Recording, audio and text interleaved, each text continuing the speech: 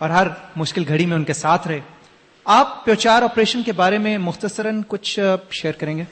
پہلے تو جو آپ نے فرنٹ سے یہ جو لیڈ کرنے کی بات کی ہے، اس میں کوئی اچنبے کی بات نہیں ہے. یہ ایس ایس جی کی روایت ہے کہ ہم فرنٹ سے ہی لیڈ کرتے ہیں.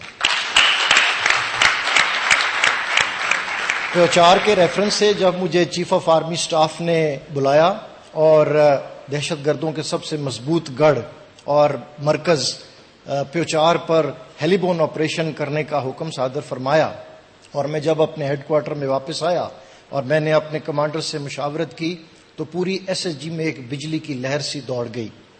ہر یونٹ کا یہ اصرار تھا کہ اسی یونٹ کو یہ ذمہ داری سونپی جائے، اور ہر جاں باز ایک دوسرے سے سبقت لے جانے کی کوشش کر رہا تھا.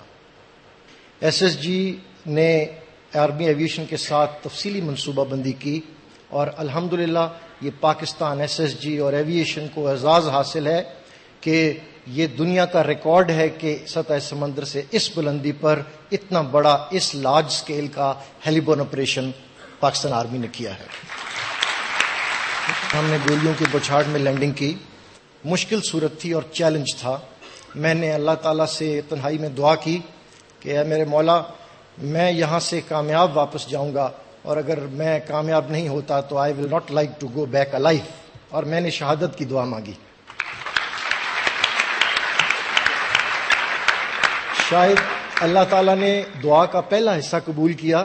صبح ہم نے نئی منصوبہ بندی کی، اور میں یہاں موجودگی کی وساست سے دہشت گردوں کو، پاکستان کے دشمنوں کو یہ پیغام دینا چاہوں گا ود آل ہیوملٹی کہ غلط فہمی میں مت رہنا. ہم تمہارا وجود مٹا دیں گے کیونکہ تم پاکستان کے دشمن ہو، اور ہم پاکستان سے محبت کرتے ہیں اور ٹوٹ کے محبت کرتے ہیں. Thank you. بہت بہت شکریہ آپ کا میجر جنرل ہارون اسلم. چاہے پاک افواج کا کوئی بھی دستہ ہو، جب جب ان کے اوپر ایک ایسا موقع ان کو فراہم کیا گیا ہے جب انہوں نے ملک و قوم کی حفاظت کرنی ہے، تو ان کا نعرہ ہمیشہ یہی رہا ہے، علم اٹھاؤ ساتھیوں، یہ فرض کی پکار ہے. اسی کے ساتھ ناظرین آپ کو یہ بھی بتاتے چلیں کہ ان جابازوں سے مل کر ہمیں ایسا لگتا ہے کہ شاید یہ پیدا ہی ملک و قوم کی خدمت کرنے اور اس کی حرمت کی حفاظت کرنے کے لیے ہوئے ہیں. انہی کو خراج تحسین پیش کر رہے ہیں ہمارے اگلے پرفارمر. استقبال کیجیے شجاعت علی خان کا.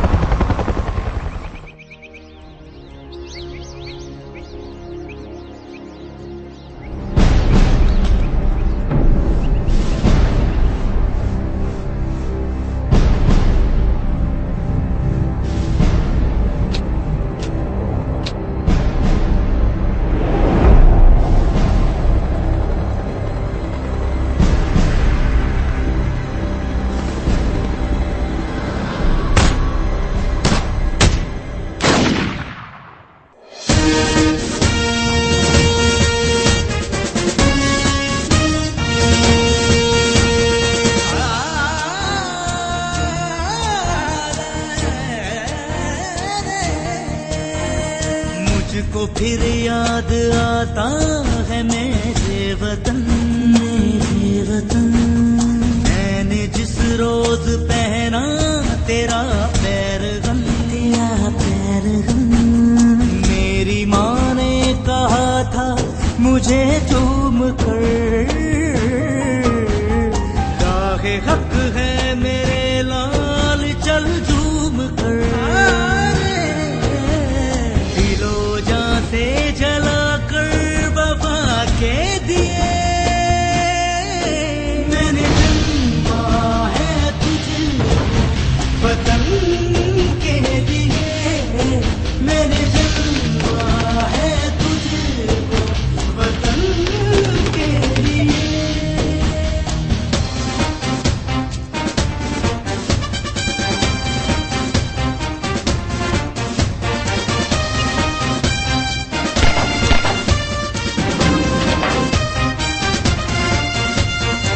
مجھ سے کہنے لگی تو میری جان ہے، جان بس بے نصاب مسلمان ہے، جب نماز جہاد وطن ہو ادا،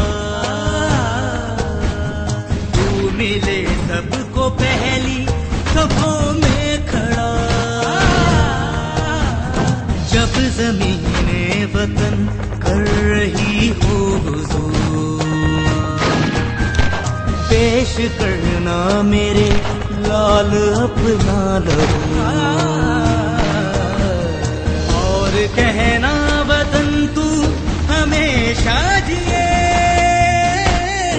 میں نے جنما ہے تجھ کو وطن کے لیے، میں نے جنما ہے تجھ کو وطن کے لیے۔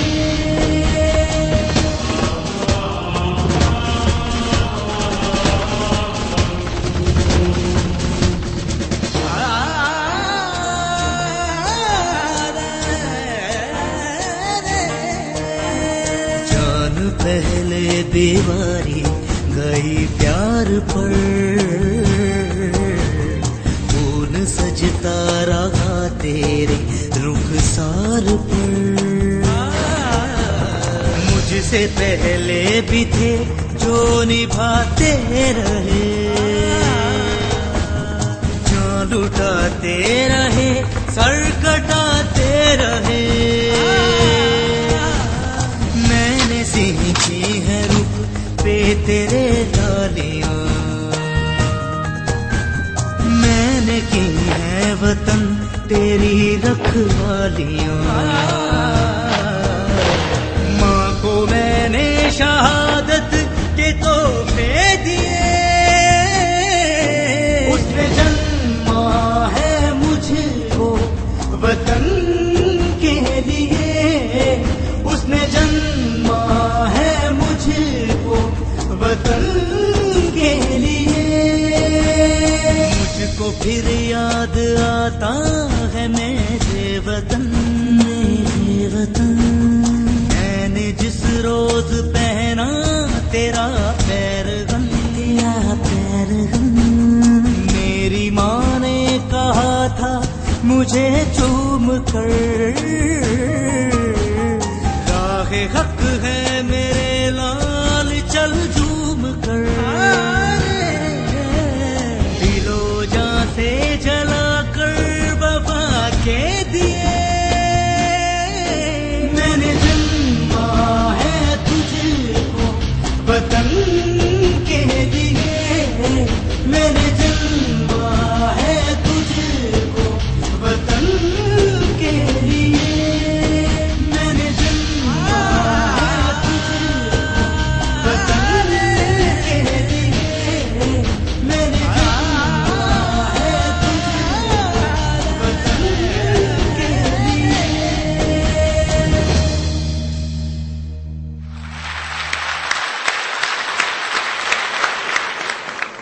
ماں جس کے پیروں تلے جنت ہے، ایک ایسی ہی عظیم پاکستانی ماں کے عظیم بیٹے کی داستان۔ میجر عابد مجید ملک شہید نے 1997 میں پنجاب ریجمنٹ میں کمیشن حاصل کیا۔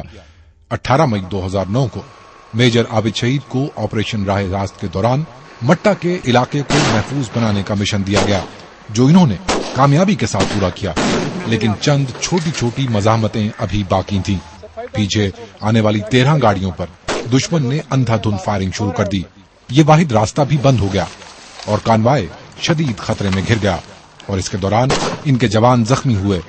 میجر عابد زخمیوں کی مرہم پٹی اور انخلا کا فیصلہ کیا اور فرسٹ ایڈ کے علاوہ پانی لے کر زخمیوں کے پاس پہنچے۔ جب 2 سپاہیوں کو مرہم پٹی کے بعد محفوظ مقام پر پہنچا چکے تو دشمن کی ایک گولی ان کے کندھے میں لگی، مگر انہوں نے اپنا کام جاری رکھا۔ اسی اثنا میں مزید گولیاں ان کی چھاتی میں پیوست ہو گئیں، بہت سا خون بہا۔ اسی آپریشن میں ان کے بھائی میجر خالد بھی زخمی ہوئے۔ میجر عابد نے اپنے بھائی میجر خالد سے وائرلیس پر گفتگو کی اور